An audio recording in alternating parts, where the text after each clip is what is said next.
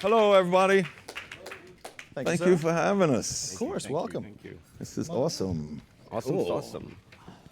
All right, so welcome to Thank Google. you. Now, Good I just morning. want to start. I brought my little cheat sheet here. Of course, yeah. All right. Definitely. You have done it all. You're a legendary musician. First rap group to appear on the cover of Rolling Stone. First to appear on MTV. Rock and Roll Hall of Famer. Grammy nominations, Emmy Awards. Founder of the nonprofit The Felix Organization. You've spoken at the White House, to Congress. You're a best-selling author. But now DMC stands for something beyond Darryl McDaniels, beyond the devastating Mike controller. Now DMC stands for Darryl Makes Comics. Yes, yes. How'd we get there? How do we get there?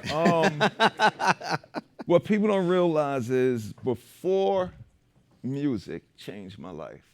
First was rock and roll, then it was hip hop. But before music changed my life, my whole existence was school. I went to Catholic school my whole life. Me too. Huh? Me too. Yeah, Catholic school is cool. You know what I'm saying? I was a straight A++ student. I like to brag about that. I was always on the honor roll. But at that time of, kindergarten and 8th grade, it was school and comic books. And the reason why comic books were so important to me is a couple of reasons. Going to Catholic school in Hollis, Queens, the public school kids thought this: oh, you got a uniform on. Your mother and father paid for you to go to school, so you're rich, run it. So I got bullied. I got my money taken weekly. To get from my house to school was terrible. It was just horror because I knew I had to go outside. But once I made it safely to school, all was incredible. I love reading and writing. I love the first day of school. I love new pencils and pencil sharpeners and book bags and all of that. But when the school day ended, I was terrified again because I had to go back home. But when I got home, after I did my schoolwork, Marvel comic books empowered me, educated me, gave me confidence to exist in this so-called real world. It also helped me with my studies. The reason why I believe I was such a good student was, even back in the 60s or 70s, there's something wrong with the nerdy little kids that read comic books. Remember, the educators was like, the comics is bad for you. But they didn't know about this, because I was reading. You know what I'm saying? Because I was reading. They wanted you to read the World Book Encyclopedia and Encyclopedia Britannica, which I did. I read the World Book Encyclopedia from volume 1 to Z. My mother thought it was crazy, but that was because of comic books. And the reason why I excelled in my schoolwork is so good, in school, in history, you learn about World War II, right? But Captain America takes you there. In science, you learn about the 8 planets. A little kid corrected me, there's only 8 planets now, Mr. DMC, because Pluto's not a planet. I said, good thinking. You learn about the galaxy, but the Silver Surfer takes you there. So because I was reading comic books, I was able to excel in school, but also it just took me to a place where I was safe. And comic books was my whole existence. Also, I was a little kid who grew up in New York City. I was one of those kids that when that light come on, you have your butt in this house. So I was a little kid living in New York that didn't get to see New York. DC was cool. Gotham, Metropolis, right? We always talk about this. Yeah. But Marvel was in New York. It was in Queens. It was Manhattan. I saw the everywhere. Empire State. The first time I learned about the Roosevelt Island tram Amazing was in Spider-Man. Spider-Man. And then I remember the day, the first time I went to the city and saw it, I was shook. Oh my God, that really exists. So comic books was my whole real world as a kid. That's fantastic. So in DMC #1, you, of course, are now DMC, the superhero, in New York City. Yes. In 1980s New York City, an alternate reality. So what made us go there? Is that more? Well, all right. We talked about this a lot because the thing about Darryl is that, like he just kind of like prefaced by saying, comic books were part of his existence, and what he forgot to mention is that they were also the gateway to hip hop for him. Like his brother actually broke the bad news to him and told him they're gonna have to sell their entire comic book collection because they needed to get into this new thing called hip hop. And they sold their comic book collection and bought their first turntables and a mixer and a microphone. Everybody always say that. That's the first thing Good thing people it say. worked out. But Good thing it worked D out. and I talked about this a lot because we were thinking, well, what if we kind of like look at it from a science fiction storytelling perspective? We love alternate realities and the concept of that. So I said, well, what if in this alternate reality, Dee tells me, I never picked up the microphone. And what if in this alternate reality, it's kind of like the presence of supernatural forces do exist, and I'm imbued by some mysterious superhero heroic powers.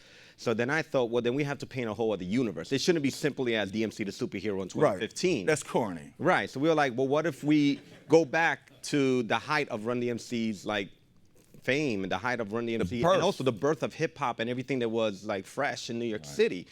Even as recently as Madonna on a Jimmy Fallon show stated that New York City, in terms of its flavor, was at its height in the 80s.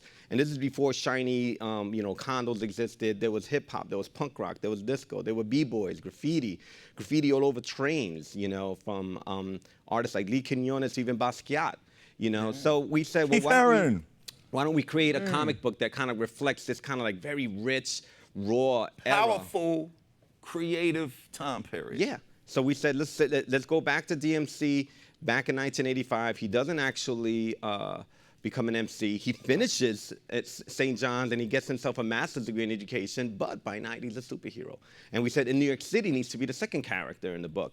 And my background, I work with a lot of graffiti writers and comic book artists, so I said, well, then we need to actually inject some authentic graffiti art into the actual book. We're not just gonna get a penciler to kind of like mimic or emulate graffiti. No, we actually had the penciler do the panels, and then we would pass the artwork on to all these wild style graffiti writers. I mean, the cover, if you see right now on the wall, is actually like the vision of 4 different artists. I art directed it. Sal Buscema, who's a comic book artist that we both grew up on. Legend. Drew it. Bob Wyacek inked it. Carlos Mayer 139 actually did the wild style graffiti. And they all worked together, and then it was digitally colored by Chris Sotomayor. So our book kind of like had to embrace this kind of era because it was fresh for us. And what we realized is that in this age right now, especially young people, there's this kind of like vibe for reflecting an era before. And that's kind of always existed. I mean, when we were growing up in the 70s and 80s, for example, people look back to the 60s and 50s. Right. So now it's only like regular that people are looking back to the 90s and the 80s here now. And the 80s is the best period ever. And old school wasn't a time period. It was a consciousness. It was a way for people, especially here in New York City, to creatively present yourself. Like, when I do speakings at high schools and middle schools, hip-hop didn't just create rappers. It didn't just create a bunch of DMCs and Chuck D's and Jay-Z's. It created people such as him. You know what I'm saying? He's an activist. He's an art director. You know what I'm saying? He's a writer. It created doctors, lawyers, designers, educators. So when we were young people, growing up in this universe was nothing. It's almost like all of us in this room, all of us back in the 70s and 80s, regardless of how desolate our lives were, we all had a superpower. Some of them kids got on the mic. That was the power. Some of them other kids, they knew music. That was the DJ. Some of the kids that couldn't even read and write, there was kids that was like, I don't even know nothing about music. I cannot write a rhyme. I can't read and write. Hip hop didn't discriminate. It said, what could you do? But when I hear that guy recite his poetry, when that guy plays his music, I feel like spinning on my head. We didn't, we got to save money for a lifetime to build a disco. We were too young to get into discos. It was like, yo, Ed, go cut that box up. Throw it on the floor. We had a dance floor. So it was very like innovative at that time, you know what I'm saying? And when we first started out, even, the powers that be in the music business, they was like, rap's a fad and it's going to be over and this and that. Jay always said something that was really powerful to me. He said, with or without the record business, there was always going to be hip hop. There was always going to be artists. There was always going to be writers. There was always going to be DJs. And, for me, like I said, it wasn't just me. My neighborhood was the Bronx. It was Brooklyn. It was other kids all over the world at that time. And what had happened to me was we started hearing Grandmaster Flash. We started hearing Africa Bambaataa. The breakdancers, Rocksteady crew, the way they dress, the way they look. Grandmaster Flash and the Furious Five and Africa Bambaataa used to dress like Run DMC. But when they got into show business and started making records, because it was show business, they kind of changed the representation of not who they were, but their presentation. The first rappers didn't have rappers to look up to. So when they got into record business, if you look at Grandmaster Flash and Africa Bambaataa on those first records, They looked like the Rolling Stones, Rick James, and Parliament Funkadelic, because those were their idols. When Run DMC came along, before they were making records, Melly Mel and them wore Pumas and Adidas and sheepskins and gazelles and tracksuits and all of that. So our idols were flashing them before the record business. And me and Ed always talk about this. The B-boys were like superheroes already. The DJs were like, they had names like superheroes and stuff like that. And what made me such a perfect fit for Ed when he said, yo, we're gonna do this and create this universe, actually how this came about is, I went to, he couldn't be here today, I went to have a music meeting with Riggs Morales, who was from Shady Records, the whole success of Eminem, he was there at that ride. So I go to meet about music, and Riggs, in his professional voice, he says, yo, I ain't really supposed to fan out right now. I usually keep it real professional, but you're DMC, man, and when I was growing up, this and that. And it was like, you guys were like my superheroes. And he just asked me, D, how was it when what was it like when you was a little kid? And just like I told you, I'm sitting in this music meeting. Well, I went to Catholic school my whole life, and all I did was read comic books. And when I said the word comic books, this light came on, the heavens opened up, and the angels started blowing the trumpets. We're supposed to be talking about a music meeting. The artist that we was there represent was pissed. We sat there for 2 hours and talked about comic books. And then he said, D, did you ever think about doing a comic book? And I was like, I thought about it, but I don't want to be corny. I don't want to be another rapper that just because I'm successful trying to do something, I like to stay in my lane. And he looked at me, he said this to me. He said, yo, what happened when you put hip hop, you and your boys put hip hop with rock and roll? Huh? You put hip hop, not with Walk With Sway first. You took Rockbox, which was the first rock rap record to be on MTV. Something good, right? Then y'all did King of Rock, right? Then y'all actually got with Aerosmith and did Walk This Way, and that changed. That didn't just change music. Busta Rhymes said they changed everything. Fashion, style, the relationship of black people and white people. I was like, yeah, that was good. He said, he says, what happened when you, with your boys, took hip hop and talked about your sneakers? Y'all launched this whole sneaker culture, this and that, and the reason why rappers get deals today is because of what you did. I guess we kind of did that. He said, yo, the only thing that can happen if you create a comic book, it could do the same thing that you did with your music, the same thing you did with your hip hop, your style, your fashion. You can put all that energy in this book. But then he said this to me. This what really got me to say, okay, I'll try it. He said, yo, but don't do it as DMC, the famous celebrity rapper guy. Do it as little Daryl McDaniels, the kid who loved comic books first. And then I was like, okay, cool. Then he just basically said, next week come to my office. I got somebody I want you to meet. And then Riggs brings me over to the meeting. He just started as vice president over at Atlantic Records. And I bring my son, Kian, with me. And we think we're just going to have lunch and all. And he said, I can't have this lunch because I got a lot of stuff on my plate, but I'm going to walk you down to this boardroom because there's somebody in there I got for you to meet. And, we walk up to these gigantic 15-foot high cherry wood doors. And he grabs the doorknob and he says, whatever you do, when you go in there, don't fan out. And I'm like, who the hell is on the other side of this door? So I'm like, all right, I got to keep my game on. I don't even know what I'm talking about and who I'm talking about this with. And we open the door, and there's D with this big Kool-Aid smile on the other side of the door, like mad excited. Because he was like, this is a comic book guy, and he knows this and that can make it happen. I had no idea what we were about to talk about, right? Yeah. And then he goes into this whole story. Got through the school kid, straight A's across my forehead, and he told me my brother, he made me some of my comic books so we could get turntables. And it was just like amazing story. 2-3 hours later, literally, it turned into like a 3-hour meeting, and Kian is on the side reading his comic books, just kind of like tuned out. But that's our target audience. So we're kind of like thinking about this, and we realized we need to literally think about this some more. And I told him from the beginning, I was like, look, I could help you do this, but you need to do this for yourself. You need to learn, you need to stand on your own 2 feet. Eric was there, he's our manager now, and I was like, Eric, talk to your lawyer and stuff like that, and set up your own LLC. Whether you work with me or not, set up your own company, because this is your intellectual property, and it shouldn't be that you take this idea to somebody else DC or Marvel, so that they could take it and take it from you, and reinterpret it in their own vision. And at that point, I asked Daryl, I was like, well, what would you even call your own publishing company? Dang, Daryl makes comics. That was easy, and it was like... Right. And then not even a month later, a few weeks later, we meet up because he was shooting a commercial that was produced by A-Trak. With A-Trak, yeah. Right. And then he brought together Run, and they were doing a song together for the commercial, and it was being shot like a music video.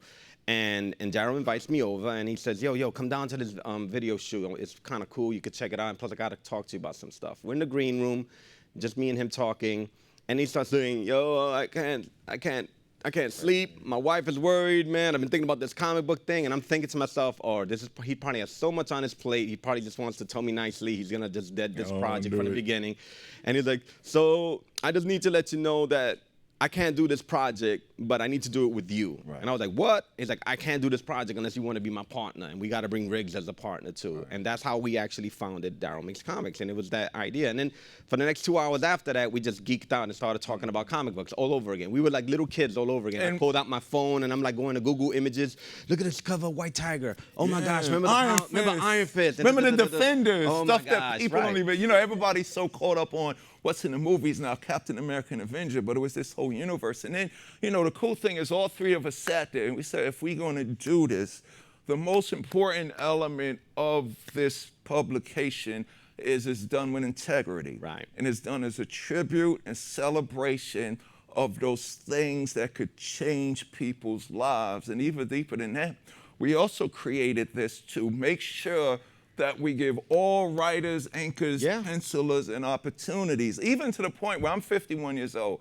So there's probably a guy who should have drawn for Marvel or DC and never got that chance. Yep. We want to give them that chance. There's young people. Yep. You know what I'm saying? Kids and young people. There's women. Yep.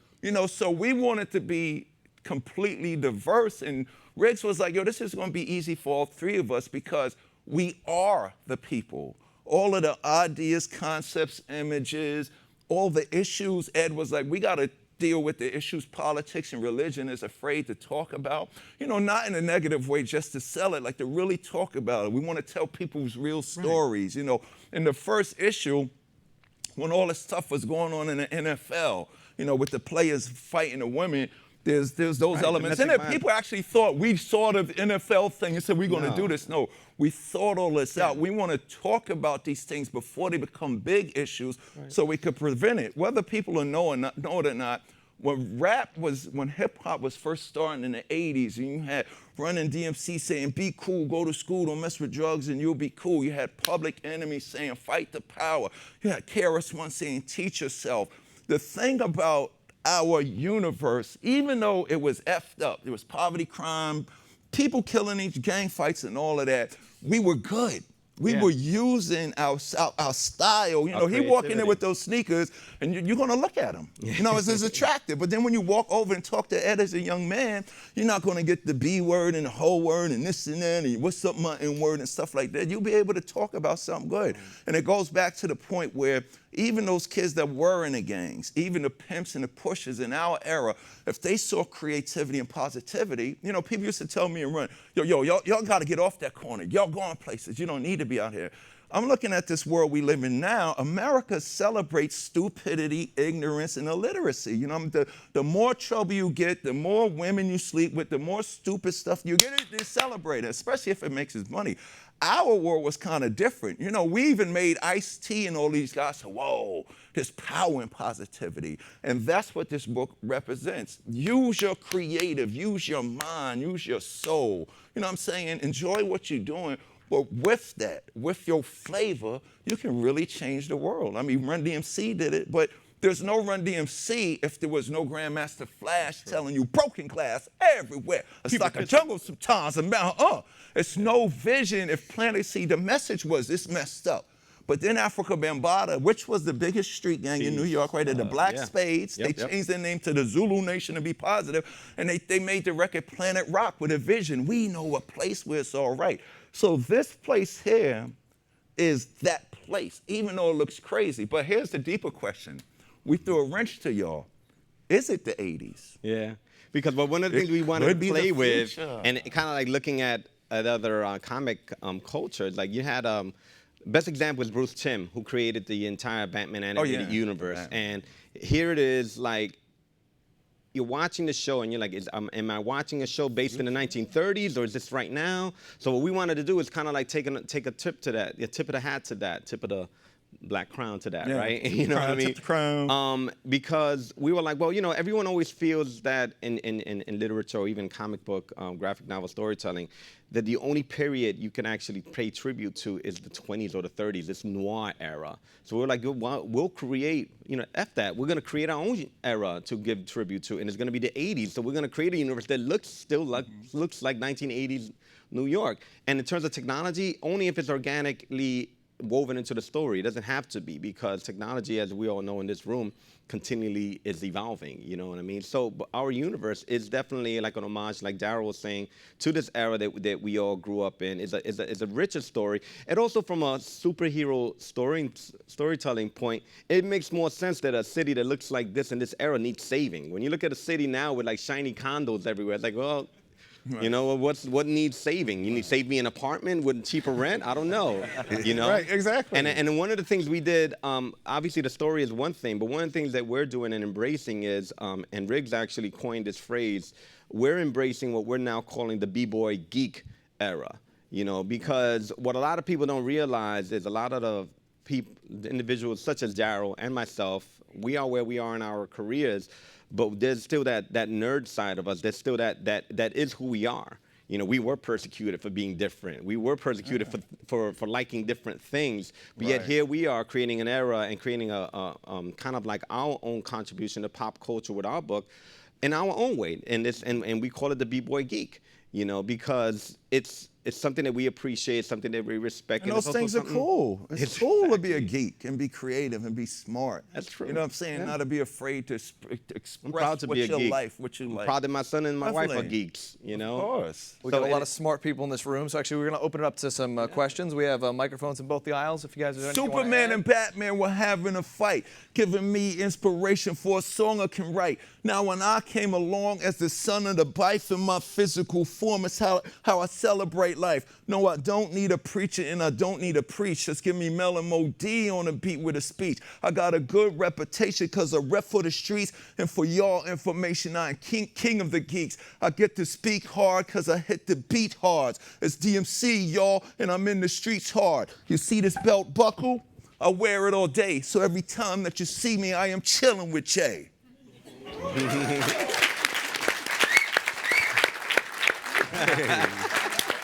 Geeks rule. B-Boy Geek. Cool. Step up to the mic if you have a question, please. Thank you. That was awesome. So as you're aware, Marvel's coming up with a bunch of crossover classic hip hop. Yes, album covers. Yes. Yep. I was wondering if any of your records are Yes. up, and if Can't it tell was- you which one, but Oh, it's coming. okay, that was my Yeah, I question. can't tell. Or which you one would you like if it wasn't the one that you wanted? You know. Excuse me? Which one would you like to be? Oh, to cheat. Nah. That's not gonna fly. Sorry, bro. All of Sorry, them. bro. All of Nah, them. but the thing Yeah, is, that's happening. the thing that it is. Can I see the graphic novel? The thing Yeah. that's dope about that is that.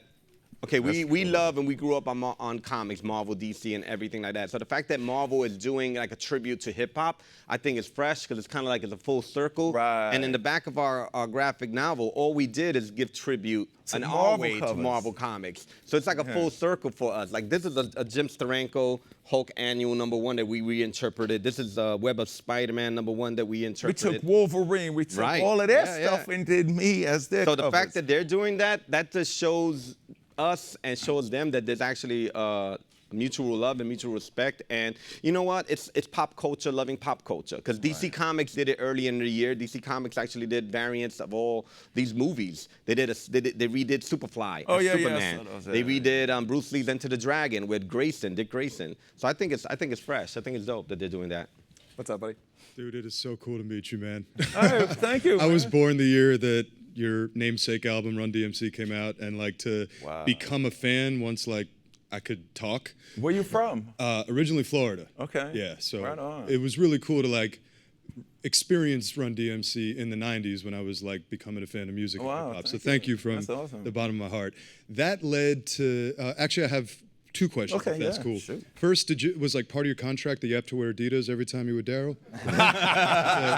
Well, the He thing would be wise to. The thing about Adidas and Run DMC is that because of Run DMC, Run DMC were the first group to get an endorsement deal with a sneaker company that were non-athletic. And that happened one day, was it when you guys were doing the Philly show? And it was like Yeah, 65,000. and we tell people, hold your Adidas up, and the whole concert held up Adidas. So if that doesn't show the power of the consumer to a And the corporation, number what first will? is this the first time. Like usually when you do hip hop, when you see hip hop comics or cartoons, they'll have a sneaker with two stripes or one stripe that looks like Adidas. This is the first time Adidas is on a comic book cover. on a comic book cover. That's Yeah, yeah, crazy. yeah. That's how real we want it to be. Yeah, You but know what I'm saying? but D does a lot of work with Adidas. So Yeah, they're like- Adidas, they're three definitely stripes for support. life. Yeah. I can't go nowhere. Brand loyalty right here. That's man. amazing, man. That might be like the longest, soccer or shoe endorsement, but I love Oh, it. for sure. Yeah. And my second question, you were talking about how hip hop not only gave rise to the music, but to graffiti, to all the Yeah. arts, Writers, et cetera, directors, all breakdancing, of that. etc. Yeah. It also gave rise to the fifth element of hip hop, which is beatboxing. Oh, yeah, of in course. this very room, I actually won the talent show, the Google Talent Show for Who? beatboxing. Oh, I do. did. It's Oh. tricky. I also do Walk This Way. You can which do you beat- tricky. You gotta do it. You gotta do It it. speeches my recital. I think it's very vital to rock a rhyme that's right on time. It's tricky. It's time. Let's sing it. It's tricky to rock a rhyme that's right on time. It's tricky. It's tricky. It's tricky to rock a rhyme that's right on time. It's tricky. All right, here's the verse. Tricky. Yo, I met this little girlie. Her hair was kinda curly. Went to her house and busted out. I had to leave her early. These girls are really sleazy. All they just say is please me. But spend some time and rock around. I said it's not that. Let's sing it. It's tricky to rock around that's right on time. It's tricky. I'm with that. It's tricky. It's tricky to rock around that's right on time. It's tricky. Break it down. Tricky. That was hot. Come on, baby. Give me some. That was fresh, Give me man. some. That's what's up. That was fresh, man. That was awesome. Daryl McDaniels, ladies and gentlemen. That was awesome. That was fresh. Wow, man. That's hip-hop That was right the there. most fun I'm going to have all week, and That's it's not hip-hop even right one on Yeah. a Monday. Thank you. And you know what's funny? If you know what's funny too, I remember when Ed and Riggs was really trying to convince me to do this comic book, and now people that's picking up the comic book, they're going back to listen to the early records. In 1985, when we did King of Rock, Yeah. King of Rock, if you listen, there's a line in there where Run knew he wanted to be the best MC. If y'all knew the movie Crush Groove, Run, he actually acted that in the movie, but that was his personality, that was his drive. F you, Russell, this and that, I'm Run, I'm gonna be whose house is there, all of that was in there. Everything in the movie is who Run is as a person. If you listen to the record, Run used to be Curtis Blow's DJ. He was Curtis Blow's Disco Son DJ, Run. So he knew how to DJ really good. He knew how to rap. Curtis Blow would say, ladies and gentlemen, I'm gonna bring out my Disco Son DJ Run, and Run would come out at 12 years old, kick a rhyme and get on the turntables. Cutest thing ever. So in King of Rock, there's a rhyme where Run goes, I'm DJ Run, I could scratch. I don't go, I'm DMC, I could rap. I go, I'm DMC, I could draw. Even in it was almost like it took 1986 for me to put down my pencil where I used to draw all the covers of Marvel and stuff like that and go full time with the mic. But if you listen to King of Rock, if you listen to all my records, remember I was telling you about my confidence. When I made my first record, I didn't know you had to get up in front of people to do it. I was a shy little kid that I'm thinking, okay, I'll make this record with you, Joe, because they play your record on the radio, nobody got to see you, right? So they played our record on Mr. Magic and Red Alert, every weekend, and they started playing it during the week. And then the record became a hit, so Ron calls me, yo, we got to go on tour. And this was 84 with the first two singles, then we started making, Ron was like, we're gonna make this album, and we're gonna make another album, whatever. If you listen to King of Rock, if you listen to all my lyrics, my delivery, my style, my presence, crash through walls, come through floors, bust through ceilings and knock down doors, that's all superhero writing. Marvel Comics, the amazing description, Spider-Man titled The Incredible Hulk, the devastating, mic-controlling DMC, my whole presence, my whole delivery, my whole existence, my whole confidence came from those sacred, beautiful, artistic, ideological, if that's the word, books. Like, to the point where, I think it was like 15 years ago. Yeah. Rolling Stone magazine did a thing. And they interviewed Run Chris DMC, Rock. what's the big fucking deal? That's basically what. So they asked journalists and writers and everybody, other MCs, what do you like about Run DMC? Why were they able to do what they do? Chris Rock said this was 15 years ago. He goes, Run and Jay were cool, but DMC, he was like my superhero. The way he sounded, his delivery, and the way he looked and dressed. And my joke was, oh my God, I've been discovered because I'm really a superhero. So don't let the book fool you, it's just a cover. As it's about to go down in the world, and Ed and Riggs is going to release me to save the world. But, all of those elements was there, and that all came from the comic book. That all came from, Chuck D. When me and Jam Master Jay, rest in peace, when we first heard Chuck D out at Adelphi University, people don't know that Chuck D was a graphic arts student at Adelphi University, high honors. When we walked into WBAU radio station, they had this little college radio station. I just had to put this in here. It's the funniest thing. Our first interview was with Hank Shockley, Keith Shockley, Chuck D, Mr. Bill Stephanie out at Adelphi University. Before they were public anyway, they were Spectrum City. So we get our first interview. We drive from Hollis to Adelphi University in Long Island. When we walked in there, the first thing we saw was this black dude with a clock on his neck answering the phone, going, yo, G! With a styrofoam thing of chicken wings. That was Flavor Flav. But I remember when we heard Chuck D's music, we heard Chuck D's voice, and we ran to Rick Rubin and Russell and said, God has come down from heaven. So there was always these super powerful the break dancers with their skills, and the voices of Melly Mel and Chuck D. All of those things were relevant, and it was just amazing how Chris Rock felt it. You know what I'm saying? Yeah. Now people's going back listening to my music and saying, oh, we understand why DMC was so devastating, because it all came from comic books. How you doing? I don't know how I'm going to follow on for the last question. You sabotaged me. You're going to have to spin in your head or something.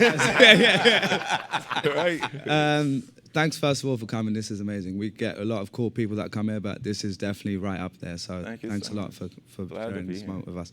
My question is around one of the comments you made around negativity in America, or potentially the world, celebrating negativity and number of, all the bad things you mentioned before. Right. So what are the sort of artists that you guys look at in today's era of hip-hop or music on a broader perspective that are actually keeping it real to the essence of what hip-hop stood for? Well, or, I still or people look that at, inspire you right now? Right. In terms of hip-hop, I still look outside of just MCs. Rocksteady Crew, to me, is still like a model of positivity. One of my close friends, Crazy Legs, he does international work with Rocksteady Crew. He's taught b-boy classes from like Latin America to countries in Africa. And I look at what graffiti writers are doing, like Mayor 139 actually curates a lot of art exhibitions where he actually brings in children and he shares the culture in that way. And spoken word, like when you go to a spoken word event, you hear about the issues. Right. And you hear from people's heart. That's what hip hop used to be. Yeah. Now don't get me wrong, you can get your money and you can have your fun. But hip hop is a little different from any other part of show business.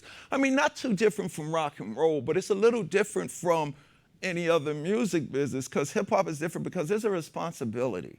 That's true. There's a responsibility. When you think of the term so-called gangster rap, Ginger Baker, I just saw the documentary with Ginger Baker, and it was amazing because he sat there and said, it's fucking music. You don't put my fucking music in a box. And I remember there was an interview with Q-Tip or Talib, one of them, was like, took it like, what the hell, what do you mean backpack rapper?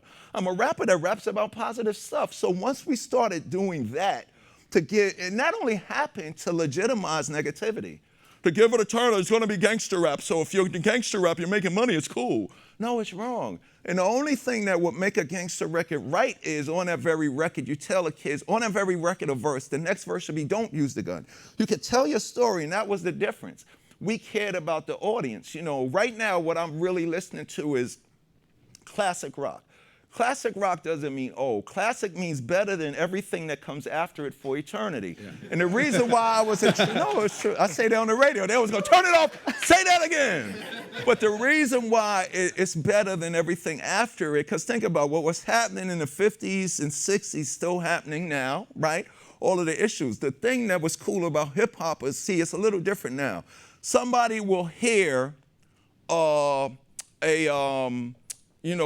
Rue Damage a record and go, that Lil Wayne or T.I. is using, and go, why that guy using Lil Wayne record? No, Lil Wayne and T.I. got it from him.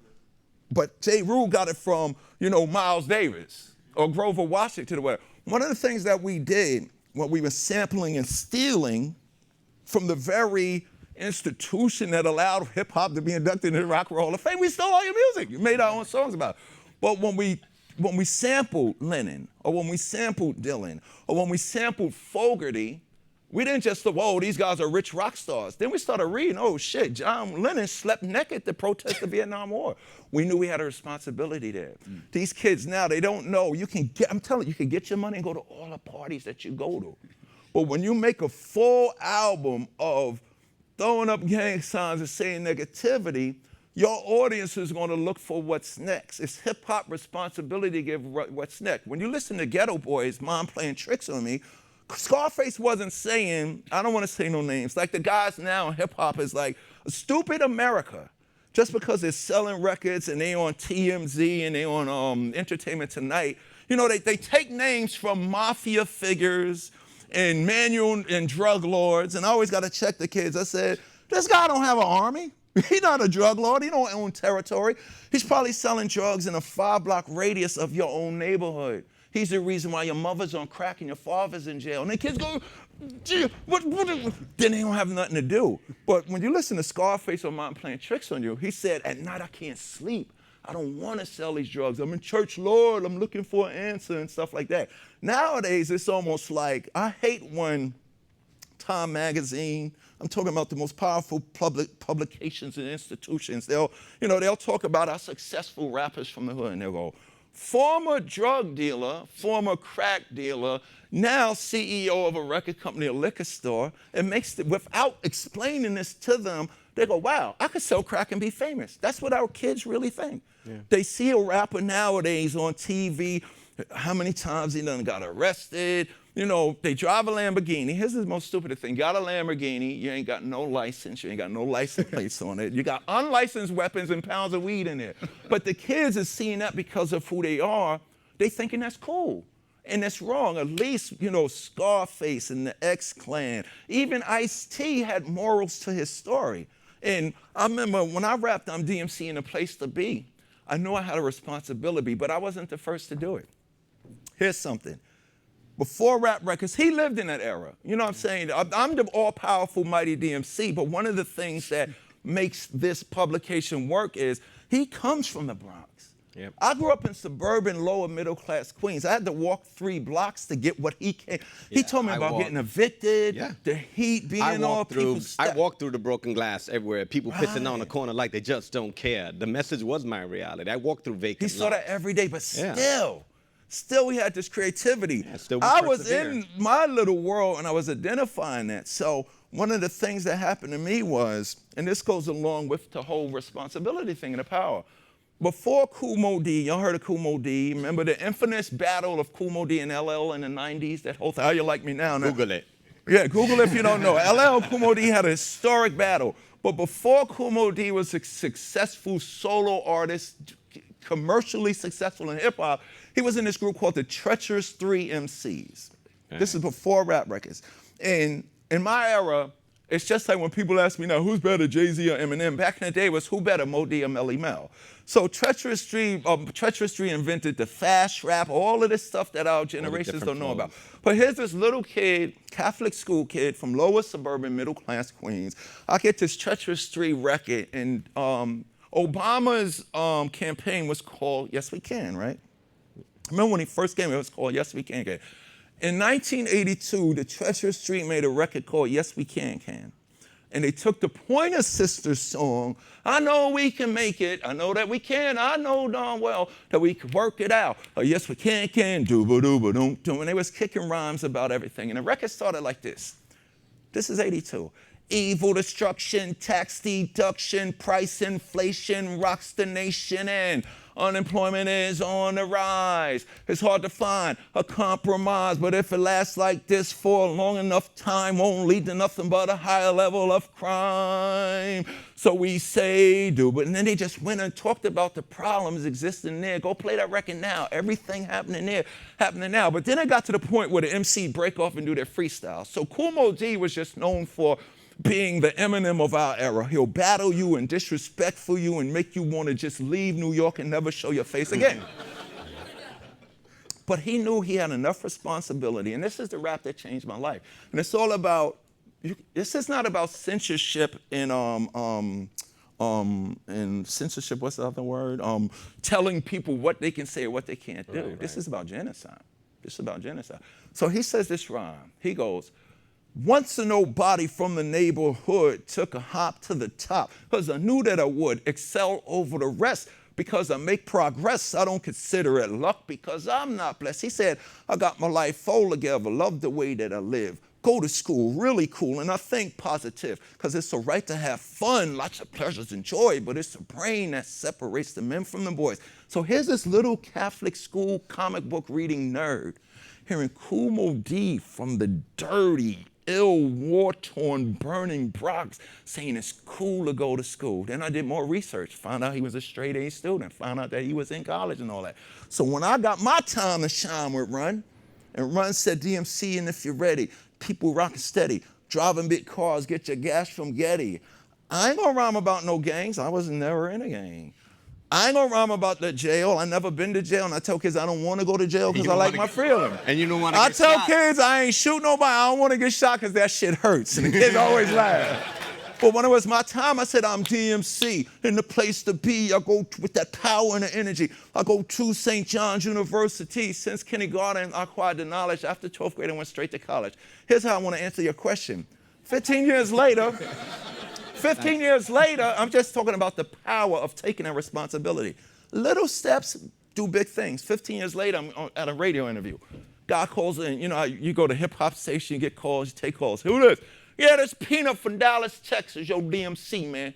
I just want to tell you something, man, just for you, LL, Public Enemy, Run DMC, Will Smith, and Jazzy Jeff, saying what you're saying. Just for, y'all didn't preach it to us. Y'all said it, and y'all said it with conviction, man. He said, man, I was gang, man, I was selling weed. So here goes my hero, my superhero, DMC, telling me school is cool. He said, I thought I had it all. I had the Adidas with no laces. I had the Gazelles. I had the big gold chain. I had the Mercedes-Benz. I was selling weed. I had my girls and all that. DMC's talking about he went to St. John's University. He said just so he could really have the total package, not only with the weed and the liquor and all of that, and the cars and the Adidas and stuff like that, and the Gazelles and the shell toes. He said, man, I went and got a GED just so I could say I got a total package that's hip-hop. You understand? He's thinking, man, to be that awesome, I need that. You know, the negative stuff, that's the low stuff. I got to have that. He said, man, when I got that GED, I was able to take college courses at the local community college. He said, when I walked in those doors, I saw a whole world of possibility that I never seen. Our hip-hop nowadays is not showing the kids the whole world of possibility. You know, and all of y'all know when you see, you know, when you look at Sports Center, most of our kids either think, I can be a drug dealer, I can be a gangbanger, or I could be an athlete.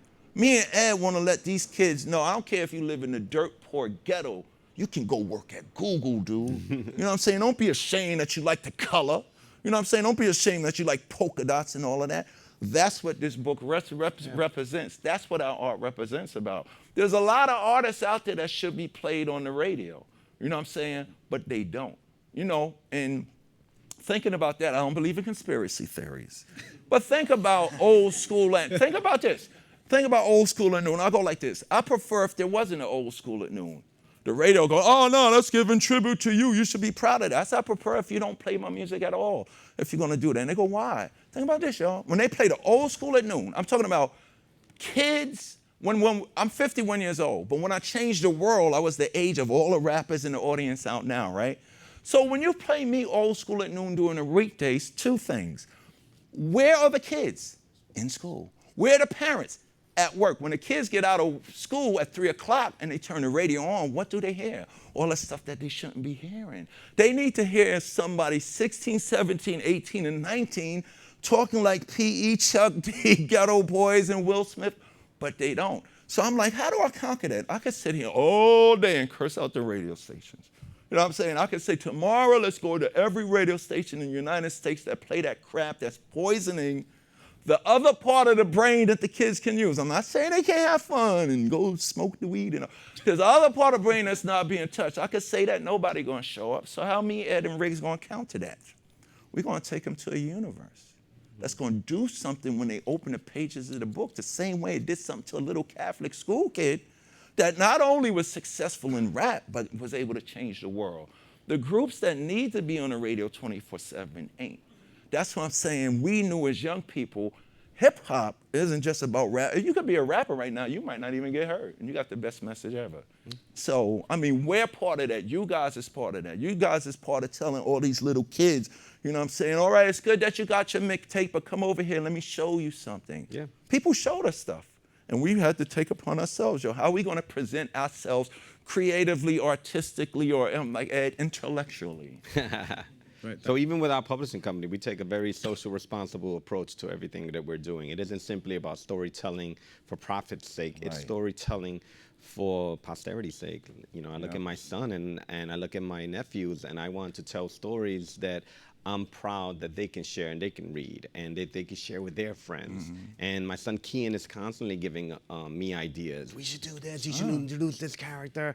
And it gives me so much pride when he can come into the studio and actually see on the big screens all of the different panels that we're working on for the next book.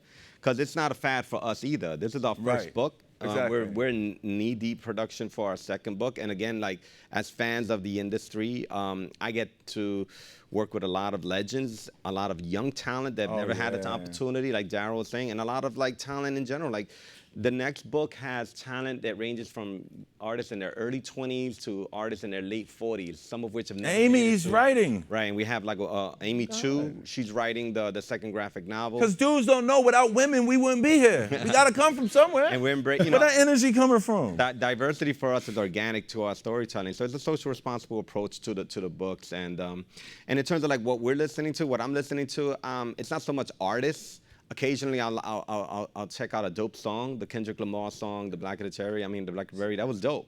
Yeah. You know, Lupe Fiasco has a lot of dope stuff. My favorite group of right now, consistently making music, is Calle 13, straight from Puerto Rico. You know, they're like the most politically, lyrically amazing lyricists out there, and they're like, I'm just gonna rhyme in Spanish, and I love it. And that's like that's. Be who you are. Yeah. Any more questions? Thank you. Time for one more. Short answer, bro. I got you. So, D, I have to say, growing up, you were one of my big heroes. Thank you. Jersey boy goes to camp. Somebody hits play on the boombox, and it's Hard Times, and knocked me over. And no stopping there. And I hate to end on a sort of a downer, but I have to say that, you know, not sure what happened with Jam Master Jay, but you know, it was a very sad day. I don't know if. I'll talk about that definitely. I mean, people always ask me now. They go, man, Run DMC never glorified violence. You know, we ain't big up negativity. We only said like 3 curse words out of all our albums and stuff like that. You know what I'm saying? How could that happen to Jay? Now, the very thing that Jam Master Jay made it away from, he went back to his neighborhood to deliver everybody else from. That was beautiful. He could have had his studio in LA around the block from Dr. Dre's. Yep. We lived in Queens. He could have had his studio around the corner from Diddy's house, whatever it's called. He changed his name so much. His studio, right? I don't know, Diddy's house, Daddy's house, Sean's house. His studio was 5 minutes from where he grew up. He went back to say, this was the door. I don't know how we going to figure this out. I don't care if you can't rap. You're going to be secretary. You're going to be accountant. He went back. I describe it like this, and this is what our world has to understand. I'm not mad at the guy that shot Jam Master Jay in the head and killed him. How could you? Man, I'm not mad at that individual. I'm mad at the mindset that would cause that guy to shoot Jam Master Jay. That's what I'm fighting against. That's why I wear this belt every day. Jay came from the hood, And one thing you could say about Jay, he was that dude in Hollis that didn't let the thugs mess with the nerd. If Jay was playing ball in the park and he seen the nerd about to get robbed, he saw prosperity in that nerd. No, man, come on, put that, go home, man. He was that dude. So that was the physical Jay. So people need to understand, how could you not be mad? Don't be mad at the people that do what they do. What could we utilize to change that so you don't think like that? You know what I'm saying? There was a crazy loss because the first thing you think is, Jay never said, I'm going to get shot 1,000,000 times and I'm bang, bang. None of that was in it. No. The very thing he made it away from, he took and went back to deliver. So once we teach these kids self-respect and vision, what Jay represents, that guy with the gun. All Jay is that same guy that didn't use the gun. When me and Run came to Jay, we said this to Jay. Jay was the #1 DJ in Hollis, Queens, New York. He had the Hollis crew. Jay was in the gang. Our gang was Jay was in the gang, but one thing Jay didn't do, he didn't let the gang mess with lesser forces or something that had vision and stuff like that. So me and Run go to Jay and go, yo, Jay. Run goes to Jay and goes, Jay knew of me, but he didn't know me. He said, me and Daryl McDaniels from 197th Street made a record. We need a DJ. You want to be our DJ? We're going to go around the world and we're going to do some gigs. We're going to get paid. And Jay's question was this. He said, hold up. You mean, because he was doing it for free every day. You mean you're going to pay me money to do what I'm doing in the park for free? I'm packing my bag, let's go. And he was able to go. And one thing about Jay, when we went city to city, town to town, if we went to Kansas, if we went to Germany, if we went to Japan, we would meet people in the mall or we would meet people at sound check that very night, because Jay loved video games. Those people would be in Jay's room playing with him. So that spirit is what we're trying to keep alive. That's what my whole thing is. Hip hop didn't just create rappers. You know what I'm saying? Hip hop gonna created people that's up here in the beatbox. Y'all got a beatbox that work at Google. Dougie Fresh would be proud of that. And as a tribute to Jay, what a lot of people don't know about Run DMC, it was actually Jam Master Jay that actually gave Run DMC their distinct look. The shell-toe superstars with no laces. The leather pants, everything. The black fedoras, the fat gold chain. Right. And as a tribute to that, I get chills just thinking about it. Because people always go, why Running in the Book and Jay is? I never meet Run in this universe. Right. So I'm not a rapper. I came up with this idea. I came up with this idea, and I was like, Jay did that for you guys in reality. So what if Jay is our Quartermain? What if he's Q? And what if James Brown has a... What if Jay gave you your suit? And in the comic book, we see Jam Master Jay. Oof, I get emotional. You're going to get to that part, and it's crazy. It's our tribute. Right. We loved what he stood for. Exactly. And what he did for the group, and what he did for culture. Right. He was our style, and he was our music. There was no show if we didn't have Jam Master Jay. And it's Jay that actually gives DMC his superhero costume. Yeah. You know, forever. So he's here with us. He's always with us. And just sum it up, those are the things that we're fighting. I tell kids, we created hip hop to go against everything that's celebrated in it. You know what I'm saying? It's crazy that you don't need a gun, you don't need a posse, you don't need to go get high. I remember Chuck D told, it was Run DMC, Eric B. and Rakim, Jazzy Jeff and the Fresh Prince, EPMD, and I said that. Eric B. and Rakim, Run DMC, EPMD, and Jazzy Jeff and the Fresh Prince, we was on tour. This was 1987, and we was playing coliseums and stuff like that. And Chuck said two powerful things, and we can end on this note. He says, you know what's the most powerful thing about this hip-hop thing? What, Chuck? He says, it's not the fact that we're getting all this money. It's not the fact that we're making all these records. It's not the fact that we're making videos now, running them, set it up so we can get sneaker deals and we can get endorsements and stuff like that. And we can do movies because we did Crush Groove and Tough and Leather. He said, it's the power of our communication. It's the power. There's always a mic in front of us. We're always on TV now. We're always on records. When that mic is in front of you, say something that's going to make the guy that loves your art say, man, I could be something. And this and that. And I remember I was standing there with my 40-ounce Old English I didn't like smoking weed. Running Jay smoked more weed than Bob Marley. Weed made me get paranoid and think too much. You know, alcohol, I mean, I've been sober 10 years, was my serum, my super strength serum. But then Chuck D, something came up. Chuck said, I'll never forget today that DMC said, man, when I get rich, I'm going to have a faucet in my house that pours out Old English. And Joe was like, I'm going to have a weed plantation and this and that. And I forgot how this came up. And I remember Chuck D, and this is good for nerds and clean minds. And you don't got to drink, you don't got to smoke, you don't got to sleep with a lot of women, you don't got to have more cars than everybody, you ain't got to have jail. Chuck, I remember we was talking about weed and stuff like that, and we was going around the room, and it came to Chuck, and Chuck just, 22 years old. He just basically said, man, I never got high a day in my life. Now, this is how naive I was. I'm standing with my 40-year, and just imagine if you could hear my thoughts when he said that. How the fuck do you rhyme that good? And I went back to my room and I sat there for like a week trying to figure out, how do you do that? I mean, now that I've been sober, I understand now, but I remember when he said that. So we want to remove misconceptions about us nerds, man. Nerds rule. And and I've been clean my whole life. I never smoked weed, never drank any alcohol and stuff. I was think the I'm biggest attracted nerd to you. There's something very Chuck D-ish about you. Yeah. The thing And that's it. I want to say that one thing that's amazing about working with D is, obviously, he's this icon. I grew up listening to Run DMC. I had the Run DMC Adidas apparel when I was in high school. There's no pretense to this dude. He's the most humble guy. When we work together, it's like I'm with 13-year-old Daryl.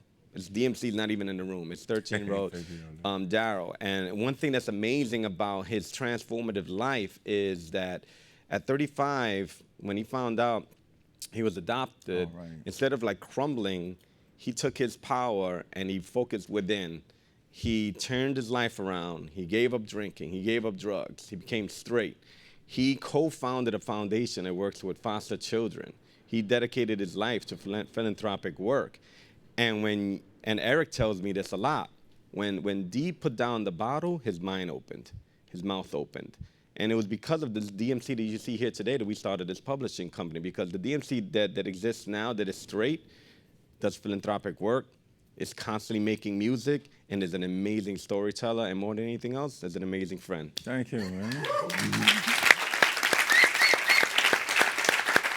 Guys, thank you so much for being here. Thank you. I'll do pictures and autographs for those that didn't get it. If you guys want to hang out, want to line up over here. If you got your books, come on. We'll take some pictures. We'll sign some autographs. So much. Thank you so much for joining us. Thank you. Guys, thank you so much. Thank you for having us.